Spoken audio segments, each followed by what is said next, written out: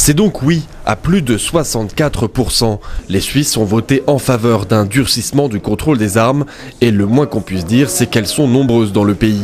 2,3 millions d'après un centre de recherche genevois, soit 3 armes pour 10 habitants. Un véritable arsenal dans un pays où le tir sportif est une vraie passion. Pour les opposants, eh bien, le fait de posséder une arme, c'est une liberté qualifiée de fondamentale qui était mise en péril. Ils ont martelé la dimension culturelle du tir sportif en Suisse. Ils ont convoqué la figure du bon citoyen armé, prêt à défendre ses proches et la nation. L'enjeu était aussi pour le gouvernement le maintien du pays au sein de Schengen. Selon lui, voter contre le texte, c'était prendre le risque de sortir de cet espace européen de libre circulation. Mais pour les opposants, c'est un faux argument. Aucun pays voisin de la Suisse aurait un instant un intérêt que la Suisse ferait plus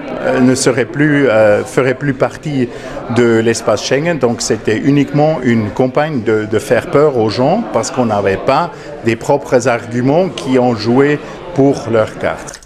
La Suisse, un des pays les plus armés au monde. Et pourtant, les meurtres par armes à feu y sont plutôt rares, ce qui n'est pas le cas des suicides. Dans le pays, près d'une personne sur 2 qui met fin à ses jours se sert d'une arme à feu. Le pays détient d'ailleurs le plus haut taux de suicide par arme à feu en Europe. Il faut savoir qu'après leur service militaire qui est obligatoire, les jeunes sont autorisés à conserver leurs armes chez eux.